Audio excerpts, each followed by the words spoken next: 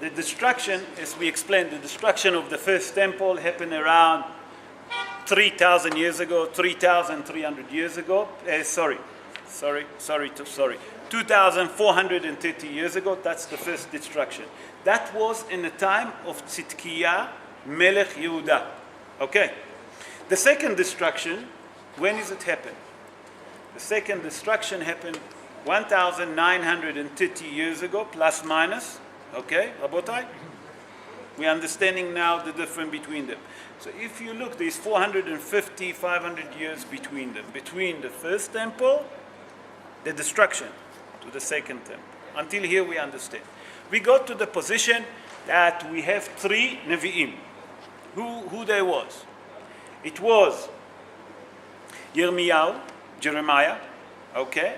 And it was Zephaniah, that's the two male. And then we have a woman, a female, Rabotai, listen to me, a prophet.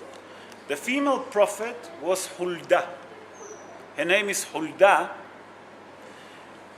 that she used to, when she used to speak to the woman. That means that if there is something to a point, she used to provoke the woman. What does it mean? That she used to say to the woman, do tshuva. The other two prophets, the male prophet, they used to speak to the male. So now we understand what's happened. During that time, they all get a warning. And a matter of fact, that the Mefarshim tell us that for 18 years, used to come voice from heaven. And that voice from heaven used to ask them to do tshuva. And they all used to listen to it. And they can hear it. And that voice used to say to them, do a tshuva. Nothing. What was their sin? Their sin was avodah zarah. Okay, that means idol worshipping. Then it used to be immorality that they have in that time, during all of those time. And then was also what we call murder. So those are the three sins. Now we have to understand, we said that the first temple got destroyed Tet Tammuz. You remember, guys? The second one, it starts, when the destruction starts? Yud Zayin, nachon? That's when they managed to conquer, to break the wall, they managed to penetrate inside. Okay, so now if that's the case, there's a question here. Why Tet Tammuz, it's not a fast day? Do you understand my question, Rabotai? How come that our sages Hazal make Yud Zayin Tammuz, the 17th of Tammuz, as a fast day, and Tet Tammuz, no? Any ideas? Huh? Tirha de Tzibura? Okay, let's say that you're right. Okay.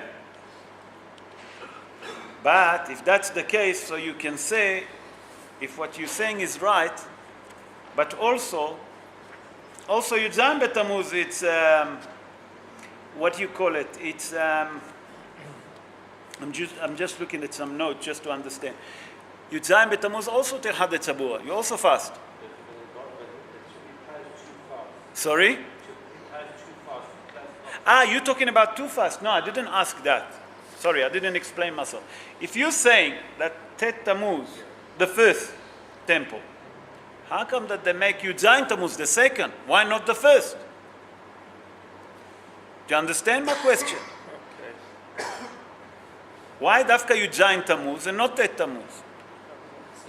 Sorry? Sinat Hinam, no. No.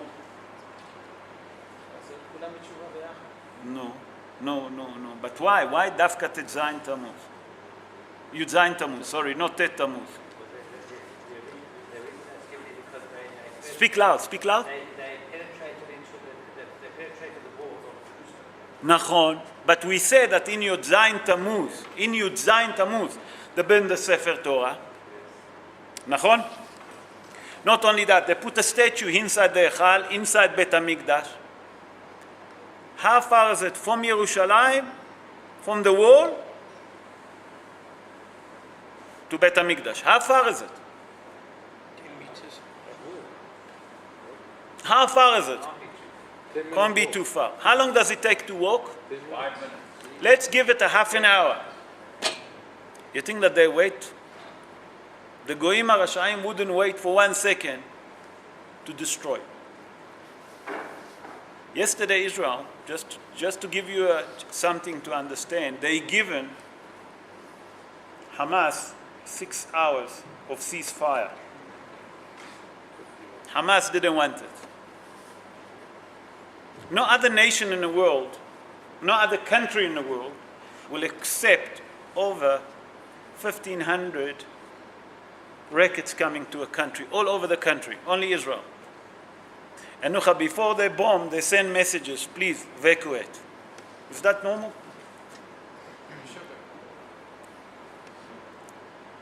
You understand? So you think that when America bombed Afghanistan, you think that they care? They didn't care who's there, who's not. Believe me, they didn't send pamphlets.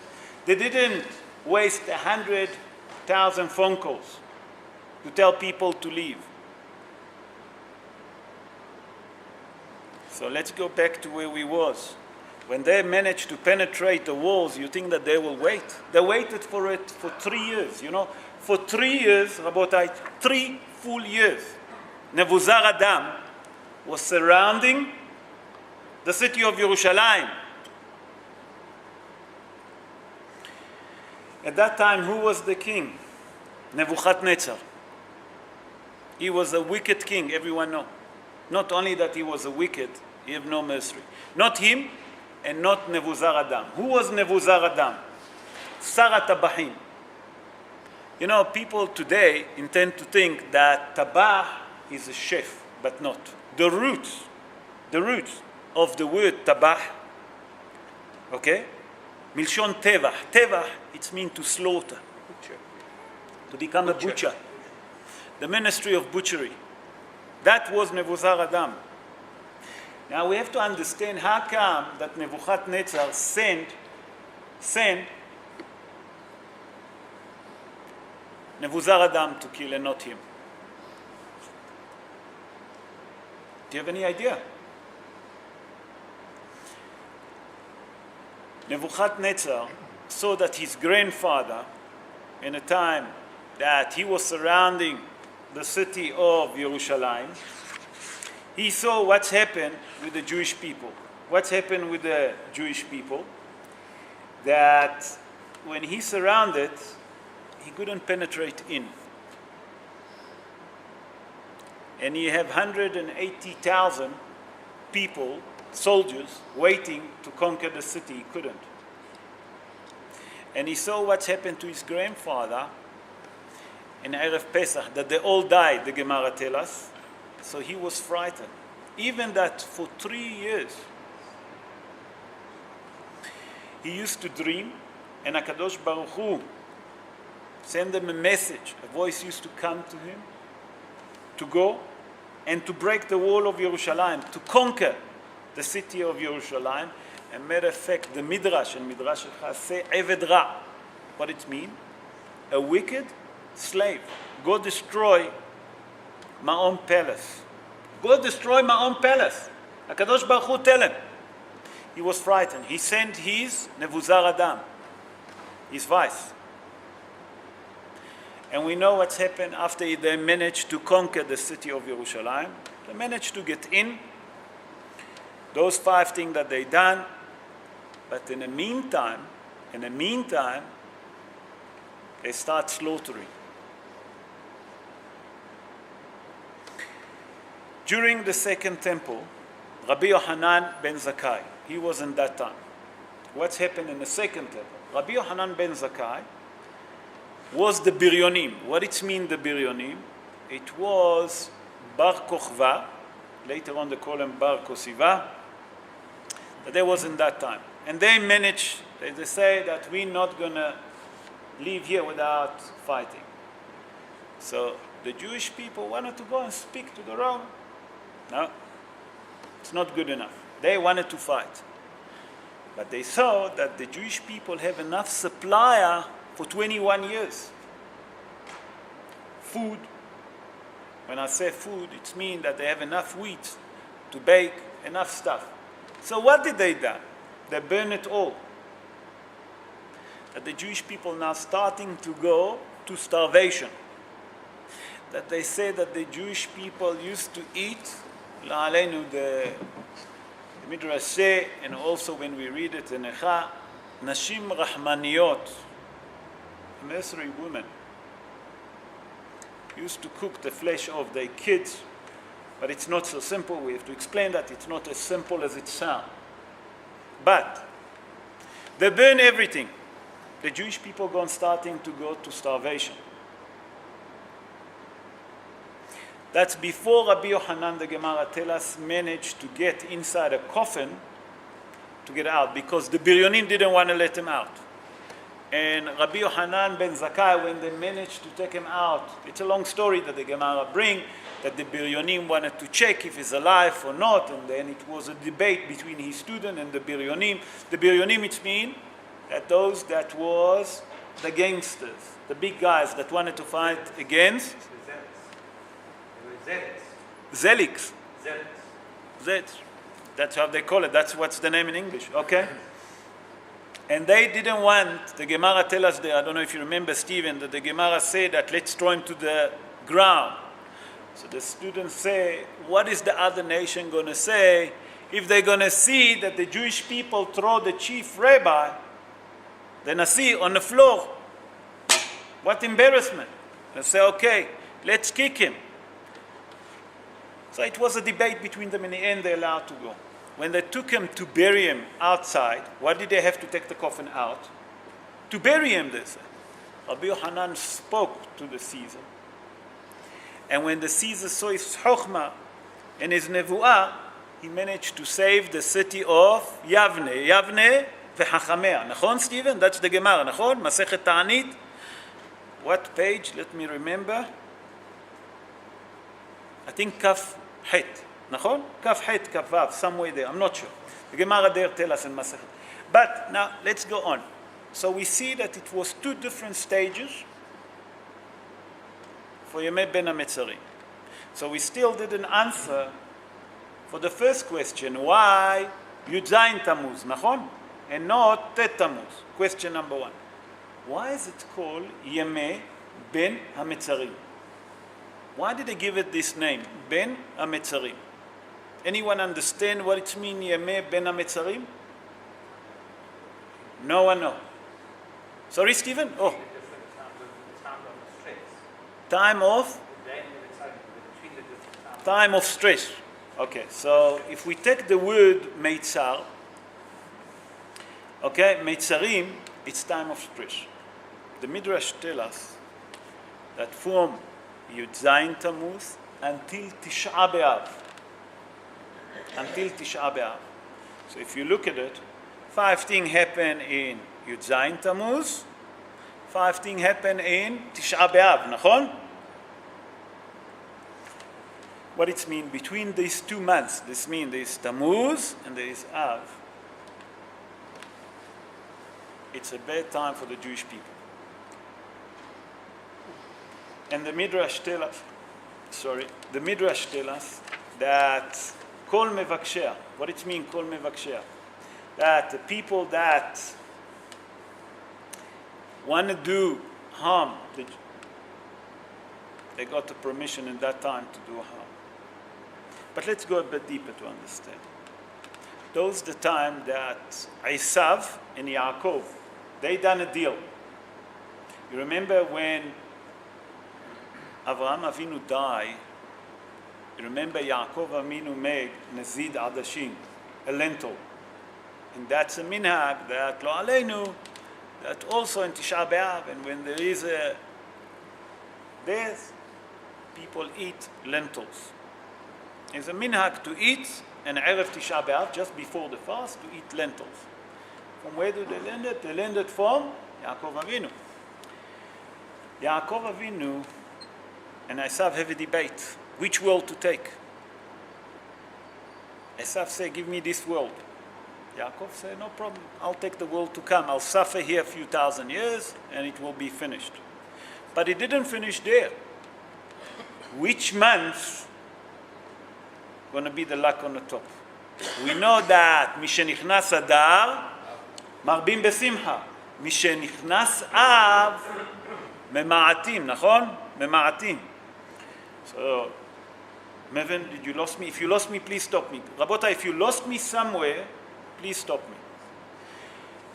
That means that the month of Adar, the Gemara tell us that if a person have an issue, a problem with the Gentile, it's better to take him when the Gemara say, or Hazal say, in the month of Adar, nachon? Why? Because the luck of the Jewish people is in the highest.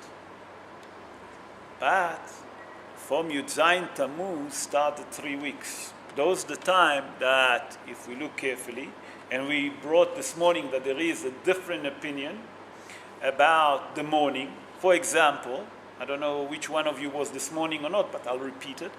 We know that the Rama writes in Taf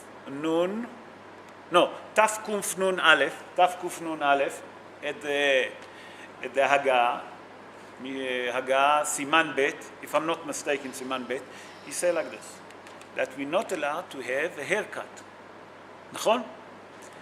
The Shulchan Aruch, the Maran Shulchan Aruch, doesn't agree with that. The Sfaradim can have a haircut until Rosh Chodesh Av. So from here we see that there is a different opinion. But the mourning period starts now. You know, we're not allowed to listen to music. Tomorrow we'll explain a different halacha that we know that we're not allowed to listen to music. What's happened if that person works as a musician? That's his job. He earned money for it. For example, you know, in the army you have the army orchestra, the army band. Does he have to play or not? Or let's say that he's not an army. He belonged to a band.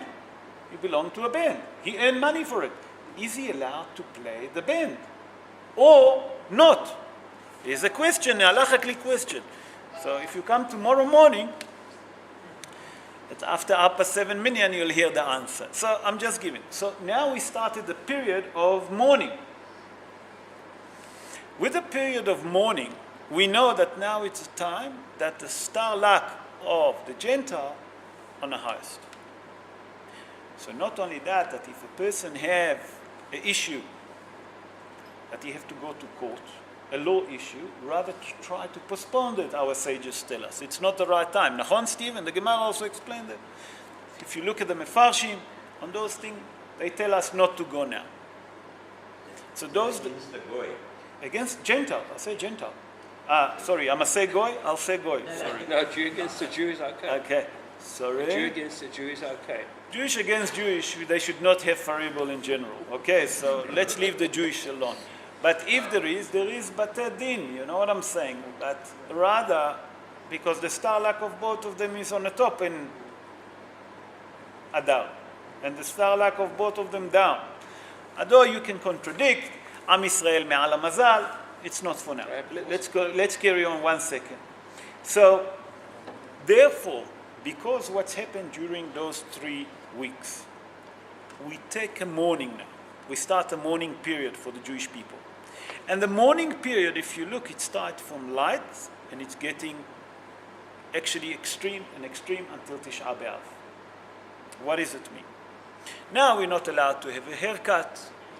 You know, we're not allowed to listen to music. When it starts Rosh Chodesh Av, everyone agree that you're not allowed to have a haircut.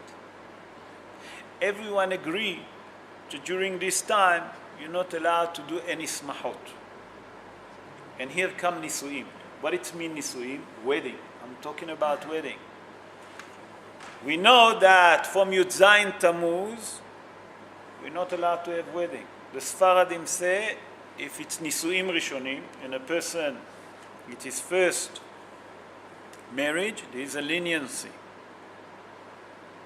Although the Ashkenazim more mahmirim. But from Rosh Chodesh Av onwards, nothing. No one agree. No one allowed. Not only that, then we're talking about laundry clothes. the Sfaradim say, Shavua shehal bo, it's all different, but we see that it's getting more and more extreme until Tisha B'Av.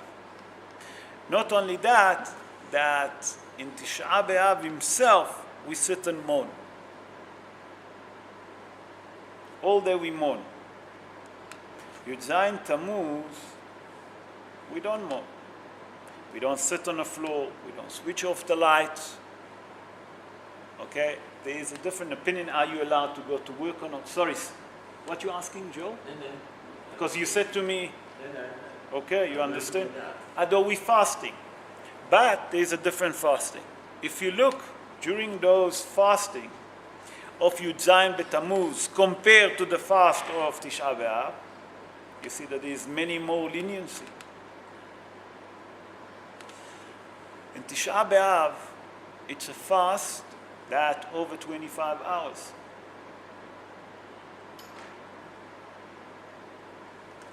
The fast of Yud Zayin B'Tammuz is just from sunrise to sunset. It's different. So now let's go back to our question. Now we understand why it's called Yemei Ben HaMitzarim, because during those 3 weeks, Meitzar, it's a pain, it's agony that find the Jewish people. All what's happened to the Jewish people during those time. But still, why did our sages say that we should fast on Yud Zayin Tammuz, the 17th of Tammuz, and not Tet Tammuz? Now that I've given you all of those ideas, anyone have any idea? Rabotai?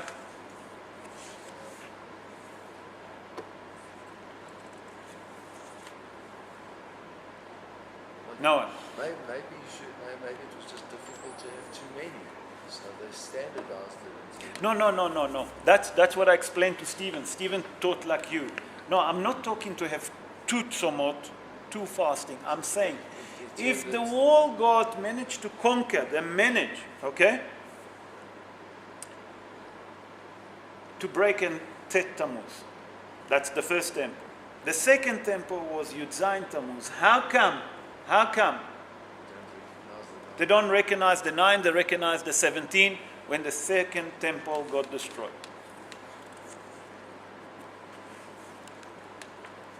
Okay, so the Midrash and our sages realize that what's happened in the second Churban, what it means, that in the second Churban, the second destruction of the temple was actually worse than the first temple. Because actually people didn't have something to eat. Not only that, people was lying on the floor, dying.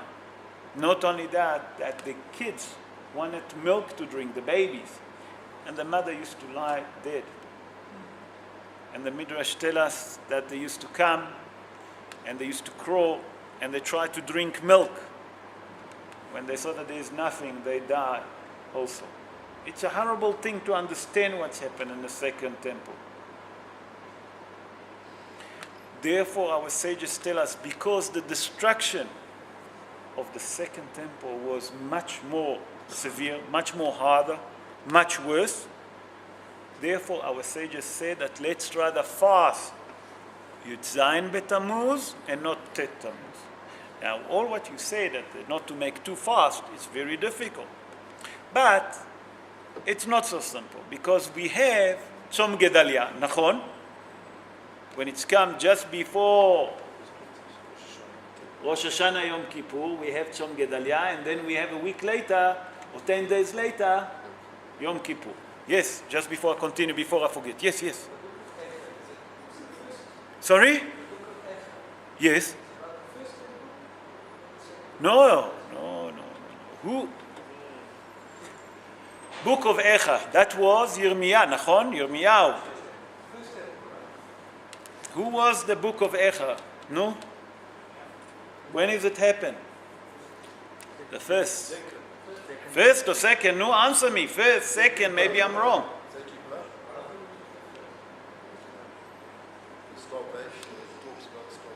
Nachon. Who was the king there? Nebuchadnezzar, Nachon. Nachon Nebuchadnezzar. Remember, now you'll understand. Wait, I'm going to go step by step. Yirmiyah. Who was the king? Who was the king at that time? We say. You'll work it out yourself. Tzidkiyahu Melech Yehuda, we say. Nachon? After that was Tzefaniah that was with Yirmiyahu. You know, by the way, I forget to mention before I get to it. You know that few times the Jewish people almost killed Yirmiyahu because he used to all the time point them and provoke the Jewish people for all the sins that they're doing. Avodah Zarah, as we mentioned. We mentioned that it was Sinat Hinam, both Bet HaMikdash. So, what exactly happened? If they tried to kill him twice,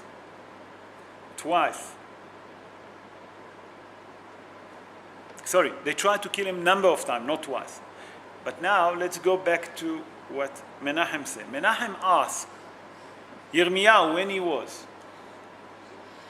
who destroyed the first temple, Rabotai? Malchut, Bavel, Nachon? Sorry? What did you say?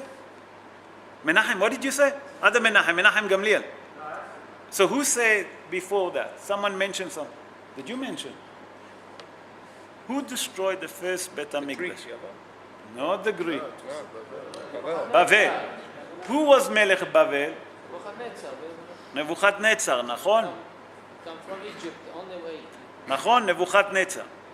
That was the first destruction. That's help you now?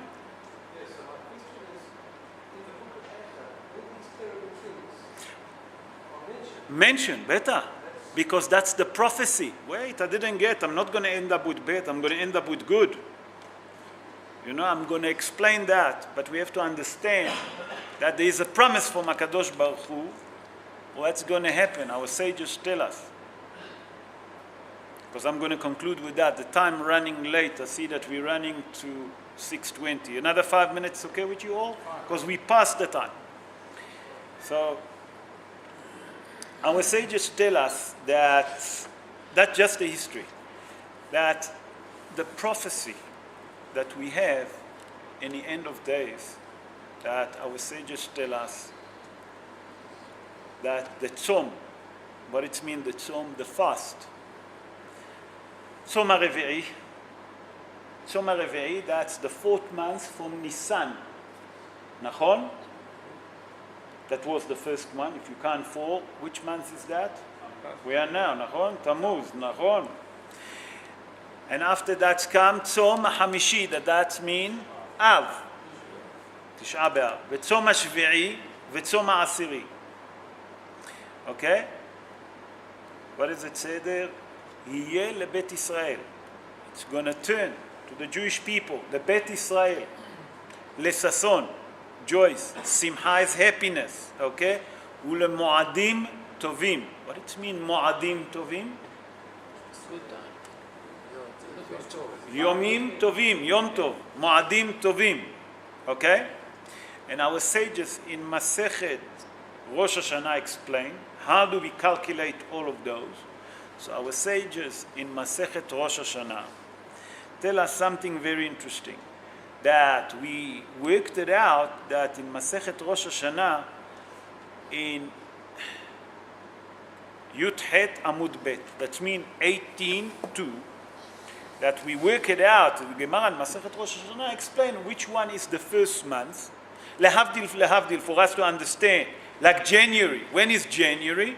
Is Nisan. Lehavdil. Adar is the December, nachon? Because Adar, Nisan. So Adar is December, lehavdil, like the December of the Gentile.